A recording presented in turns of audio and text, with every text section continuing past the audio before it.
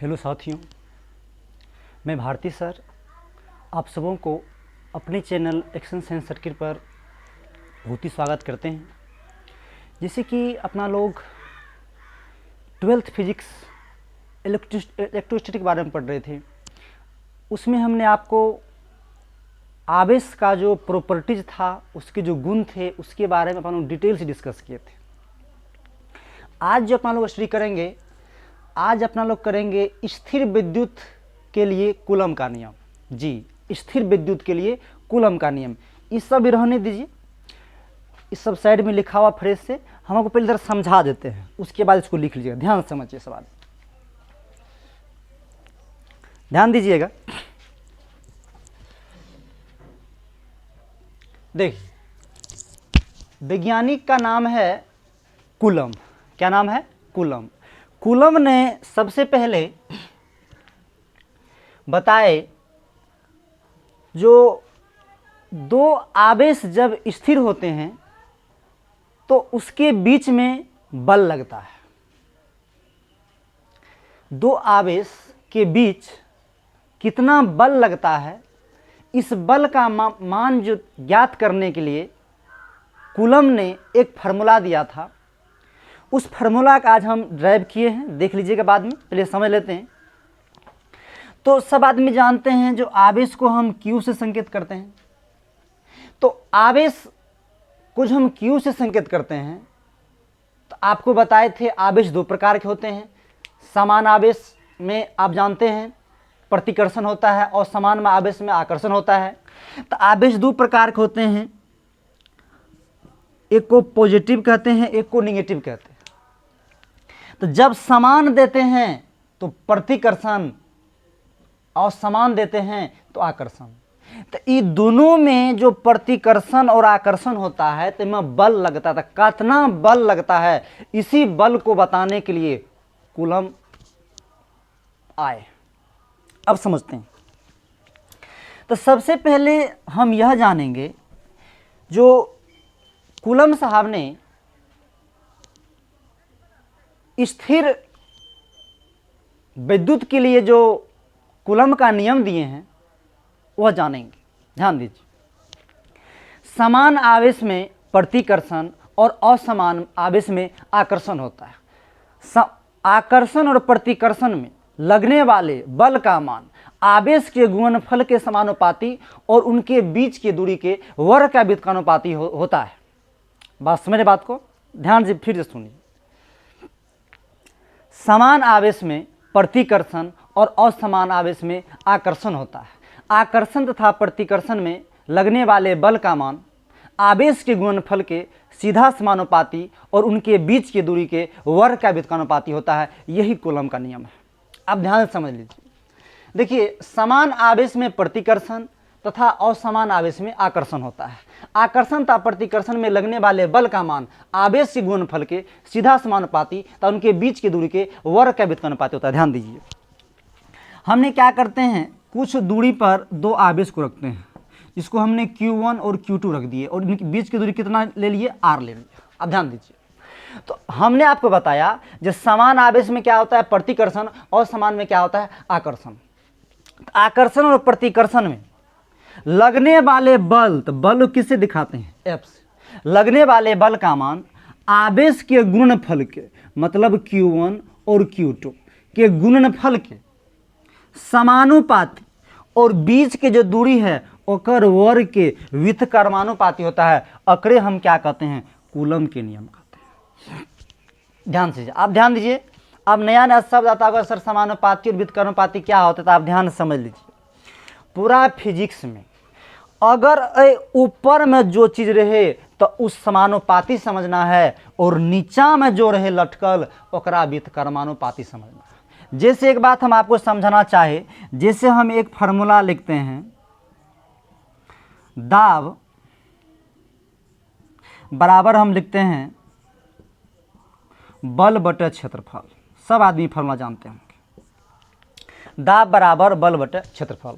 तो ध्यान दीजिए, जब भी हम बल का मान बढ़ाएंगे तो दाब ऑटोमेटिक बढ़ेगा। मतलब इस सीधा जितना आंकड़ा बढ़ेंगे उतना यह भी बढ़ेगा।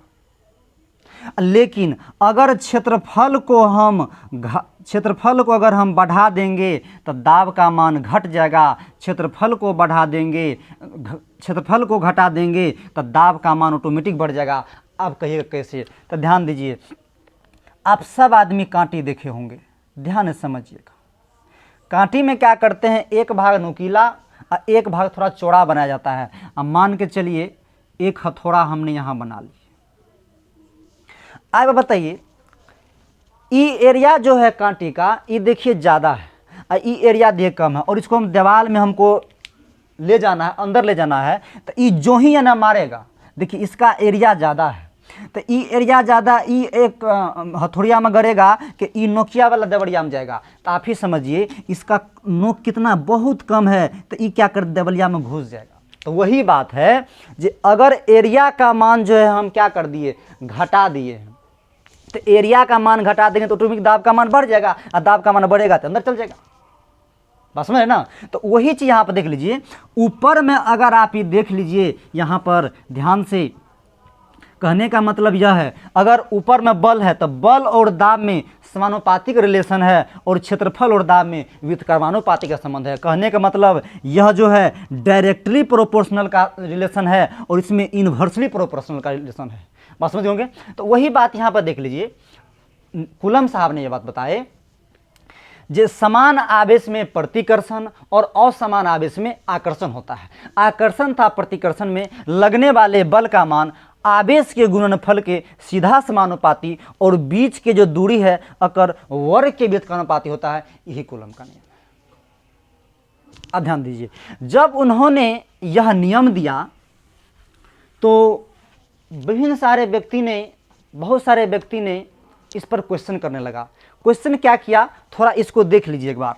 जैसे यहाँ F है और यह समानुपातिक रिलेशन है। इस समानुपाती को जब हम हटाते हैं तो एक कांस्टेंट लेते हैं कप्पा, के को पकड़ के खींच देंगे तो ओकरे कप्पा कहते हैं। तो ध्यान दीजिए, हम यहाँ लेते हैं के, और के का पकड़ खींच देंगे तो यही कप्पा है।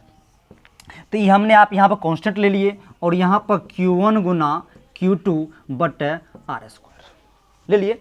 अब देखिए के यहाँ पर क्या है, कांस्टेंट है। तो के का जो कांस्टेंट मान था उन्होंने, कूलम साहब ने लिए थे 1/4 पाई इप्सिलॉन। क्या लिया था? अब देखिए नया वर्ड आ रहा है, इप्सिलॉन। तो के का मान ले 1/4 पाई इप्सिलॉन। तो यहाँ पर जो फाइनल फार्मूला आ गया, बताइए के को हटाएंगे तो ये मान वहाँ दीजिएगा, तो यहाँ हो जाएगा 1/4 पाई इप्सिलॉन गुना Q1 गुनी Q2 बटे R स्क्वायर।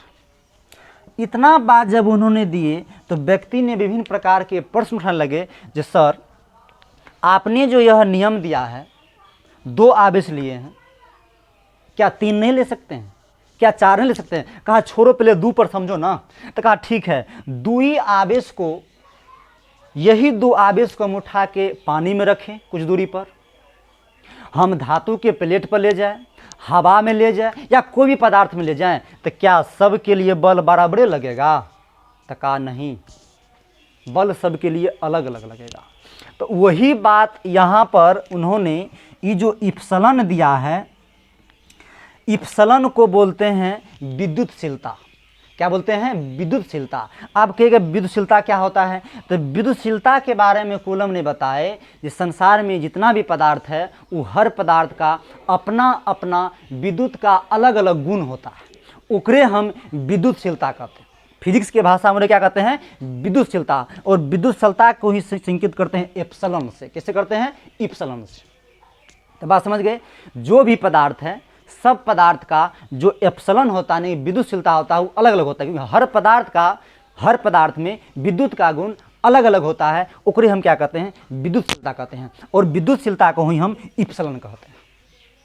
बात समझ गए? तो कहा बताइए क्या होता है। तो उन्होंने क्या किया, इप्सिलॉन के लिए एक फार्मूला दिया। ध्यान देखिए, इप्सिलॉन के लिए उन्होंने क्या किया, एक फार्मूला दिया। क्या फार्मूला है? ध्यान देखिए, उन्होंने इप्सिलॉन का एक फार्मूला दिया, इप्सिलॉन नॉट गुना इप्सिलॉन आर। अब व्यक्ति और माथा पीटने लगा, कहा पहले तो कूलम जी एगो पर समस्या था, अब दूधू गो समस्या आप ला के दे दिए। कहा घबराइए नहीं, चूँकि यह इप्सलन नॉट है, इप्सलन नॉट है तो इसको बोले थे विद्युतशीलता, और चूँकि नॉट लगा दिए तो अकर नाम पड़ेगा विद्युतशीलता नियतांक। ध्यान से समझिएगा, विद्युतशीलता नियतांक क्या पढ़ेंगे इसको, विद्युतशीलता नियतांक। चूंकि नियतांक लगल है तो यह मान जो है, ये जो इप्सिलॉन नॉट है विद्युतशीलता नियतांक, इस संसार में जितना पदार्थ सब के लिए बराबर होता है, ये चेंज नहीं होता है। लेकिन कहा ई बताइए, इफ को बता रहे हैं तो इप्सिलॉन आर जो है इस सब पदार्थ के लिए अलग अलग होता है। कहिए कैसे, ध्यान दीजिए, हवा या निर्वात में इसका मान 1 होता है। ध्यान समझ लिए, हवा या निर्वात में इसका मान कितना होता है, 1 होता है। उसके बाद अगर हम यहाँ लिख लिए, यहाँ पे हवा लीजिए या निर्वात लीजिए, तो हवा या निर्वात लीजिएगा तो उसका मान कितना होगा, 1 होगा। अगर आप इसी को पानी में ले जाइएगा, पानी में, या और यहाँ पर हम बहुत सारे पदार्थ आपको लिख दिए हैं, हवा के लिख दिए, या नहीं तो इसको धातु कर लीजिए। चलिए इसको हम क्या करते हैं, धातु, धातु के लिए लीजिएगा तो इसका मान अनंत होगा, मतलब धातु के लिए अगर ER का मान लीजिएगा तो क्या होगा, अनंत होगा। उसके बाद आपको बताते हैं, तो हवा के लिए 1 हो गया, धातु के लिए इन्फिनिट हो गया।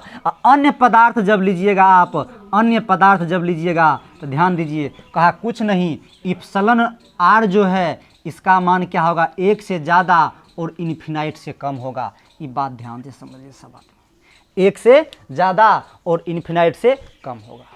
तो वही बात यहाँ पर आगे के फार्मूला और निकाल दिए। ध्यान दीजिए, तो बात समझ गई सच है। तो इप्सिलॉन बराबर हो गया इप्सिलॉन नॉट गुना इप्सिलॉन आर, तो वही फाइनल फार्मूला यहाँ पर आ जाते हैं, 1/4 पाई इप्सिलॉन के स्थान पर इप्सिलॉन नॉट गुना इप्सिलॉन आर है, तो यहाँ पर इप्सिलॉन नॉट इप्सिलॉन आर गुना Q1 गुना Q2 बटे R²। देखिए बच्चा को जो दर्द होना शुरू होता है ना, यहीं से epsilon naught epsilon are epsilon क्या, यहीं से दर्द होना, यहाँ से तो खूब समझता है।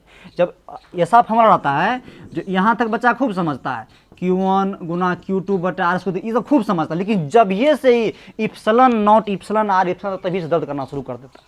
तो शायद आप लोग समझ गए होंगे।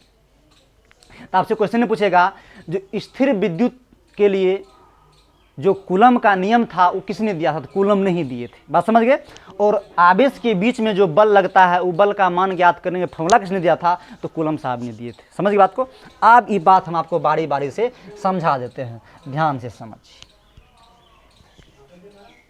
तो ध्यान दीजिए, स्थिर विद्युत के लिए जो कूलम का नियम है वही बात आपको लिखिए, ध्यान से लिख लीजिए। समान आवेश में प्रतिकर्षण तथा असमान आवेश में आकर्षण होता है। आकर्षण तथा प्रतिकर्षण में लगने वाले बल का मान आवेश के गुणनफल के सीधा समानुपाती होता है तथा उनके बीच की दूरी के वर्ग का व्युत्क्रमानुपाती होता है। समझ गए। तो हमने क्या कर दिए, 2 आवेश ले लिए, r दूरी पर रख दिए, और आपको बताए थे आवेश की जो गुणनफल का मान होता है बल के समानुपाती होता है और दूरी के वर्ग के व्युत्क्रमानुपाती होता है। समझ गए। और हमने आपको बताया ये जो यहाँ पर यह साइन है समानुपाती का, इसको हटाते हैं तो के का पकड़ खींच देते हैं तो कप्पा दे दिए, और Q1 गुनी Q2 बटा R² दे दिए। और कप्पा जो है ये चूंकि एक कांस्टेंट है, इसका वैल्यू होता है 1/4 पाई इप्सिलॉन। क्या बोलेंगे इसको, इप्सिलॉन। ध्यान समझ लीजिए, इसको क्या बोलते हैं, इप्सिलॉन बोलते हैं, इप्सिलॉन।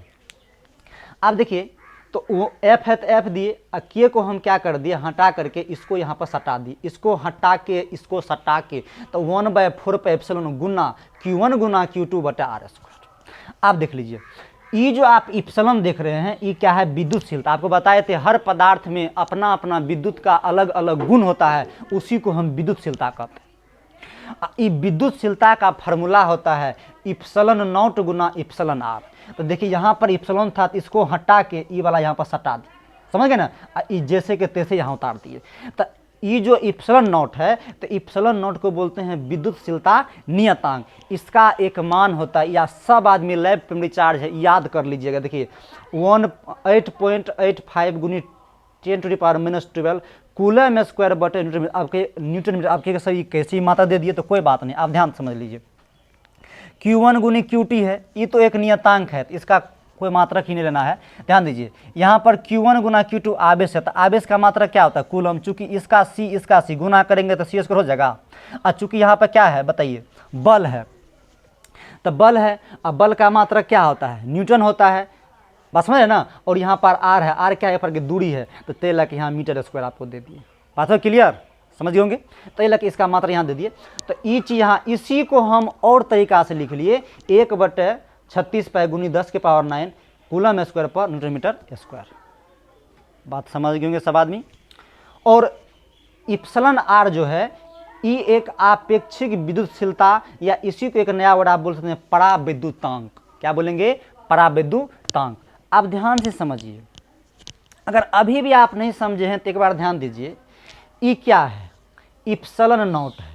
ये कभी नहीं बदलता, हर पदार्थ का एक ही होता है, लेकिन यह आपका चेंज होते रहता है। जैसे हम आपको बोलेंगे कतनू लड़का को यहाँ पकड़ के लेंगे, लड़का या लड़की को, सबको आँख होगा, कान होगा, बाल होगा, नाखून होगा, उंगली होगा, पैर, सबको समान होगा, लेकिन क्या सबका रूप एक समान होगा? जी नहीं। कोई नाटा होगा, कोई भुट्टा होगा, कोई काला होगा, कोई गोरा होगा। तो वही नाटा, कारा, गोरा जो भी देख रहे हैं आप, वही है इप्सिलॉन आर। लेकिन कान नाक सबको भगवान दिया है, तो वही हो गया इप्सिलॉन नॉट। यानी कि वह फिक्स है, वो नहीं बदलेगा। ये लाइफ टाइम रिचार्ज कहीं नहीं बदलेगा। ये आपको बदलेगा। हवा देंगे तो कुछ और होगा, लोहा देंगे तो कुछ और देंगे, और कोई पदार्थ आएगा तो कुछ और देंगे। ये बात हुआ क्लियर। एक क्वेश्चन आपको देते हैं, समझ बना के दिखाइए। पूछ दे आपको, पानी का पराविद्युतांक होता है। पहला ऑप्शन में देते हैं 1, बी में देते हैं आपको -18, सी में देते हैं 81 और डी में देते हैं अनंत। बताइए सवाल में क्या मारिएगा? आप ध्यान से पहले समझिए। सबसे पहले यहाँ पानी है, तो पहले इधर खोजेंगे हम। देखिए, हवा दिया है, धातु दिया है और अन्य पदार्थ दिया है। तो पानी कौन से पदार्थ में आ गया? अन्य पदार्थ में आ गया। तो आप बताइए अन्य पदार्थ में क्या दिए हैं? ये जो इप्सिलॉन आर है, पराविद्युतांक है, 1 से ज़्यादा, अनंत से कम। तो आप ही बताइए, 1 से ज़्यादा होना ये तो नहीं होगा, ये तो कमिए गया, ये तो और नहीं होगा, ये तो और नहीं, अनंत हो गया। तो 1 और अनंत के बीच में होगा, तो इसलिए इसका आंसर क्या होगा? 81 होगा। यहाँ पर रबरे दे दे, कोई भी पदार्थ दे दे, तो 1 और अनंत के बीच इप्सिलॉन आर का मान होगा। हुआ सब आदमी क्लियर? आप ध्यान दीजिए, यह जो फार्मूला आपको हम दिए हैं 1/4 pi epsilon not Guna Q1 गुना Q2 बटा R², ए पर लगभग 4 से 5 सवाल आपको नेक्स्ट के लेक्चर में बताएंगे। और तब इस सवाल पर NCERT का जो न्यूमेरिकल, उसका एक लेक्चर आपको बना कर दे देंगे। बात समझ है ना। तो इस पर जो भी न्यूमेरिकल होगा वो आगे हम आपको बताएंगे। ओके, धन्यवाद। अच्छा लगी वीडियो, सब शेयर कीजिए। ओके, धन्यवाद।